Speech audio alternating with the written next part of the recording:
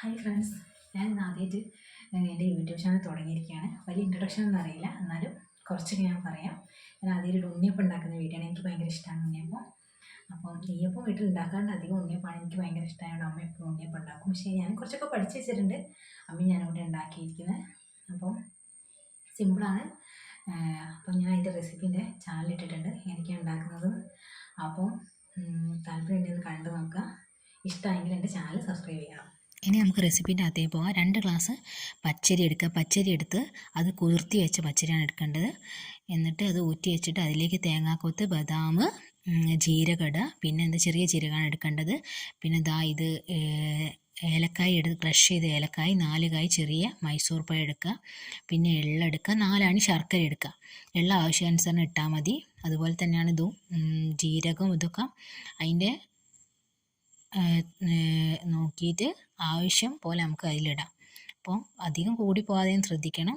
പിന്നെ എള്ളൊക്കെ എത്ര വേണമെങ്കിലും അതൊക്കെ കുട്ടികൾക്ക് ഭയങ്കര ഹെൽത്തി ആയിട്ടുള്ളതാണ്.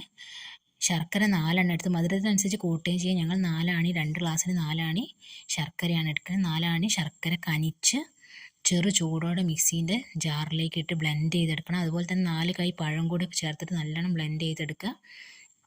എന്നിട്ട് അത് അതിലേക്കാണ് നമ്മൾ നേരത്തെ എടുത്ത ഇൻഗ്രീഡിയൻ്റ് എല്ലാം മിക്സ് ചെയ്യേണ്ടത്.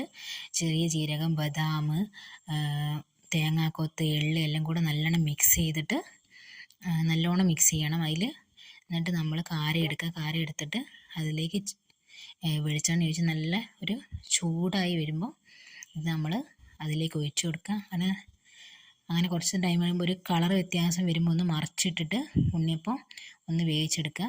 എന്നിട്ട് പപ്പട കുത്തി എടുക്കാം. അപ്പോൾ നല്ലൊരു രസമാണ് ഉണ്ണിയപ്പത്തിൻ്റെ ആ ഷേപ്പ് കാണാൻ. എന്നപ്പോൾ നല്ലോണം പൊന്തി വരികയും ചെയ്യും.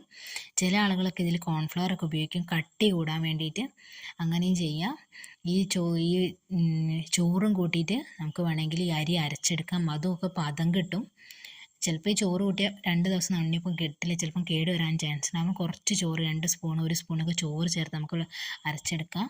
അങ്ങനെ പല രീതിയിൽ ഉണ്ണിയപ്പം ഉണ്ടാക്കും. ഇവിടെ എൻ്റെ വീട്ടിൽ ഇങ്ങനെയാണ് ഉണ്ടാക്കാറ്. ഉണ്ണിയപ്പം ഭയങ്കര ടേസ്റ്റാണ്, കുട്ടികൾക്കൊക്കെ ഭയങ്കര ഇഷ്ടമാണ്. എനിക്കും ഭയങ്കര ഇഷ്ടമാണ്. കുട്ടിക്കാലത്തെ ഉണ്ണിയപ്പം ഭയങ്കര ഇഷ്ടമാണ്. അപ്പം നിങ്ങൾ ഒന്ന് ട്രൈ ചെയ്ത് നോക്കുക. എനിക്കാണ് ഇവിടെ ഉണ്ണിയപ്പം ഉണ്ടാക്കാറ്. എൻ്റെ വീഡിയോ ഇഷ്ടമായിട്ടുണ്ടെങ്കിൽ സബ്സ്ക്രൈബ് ചെയ്യുക.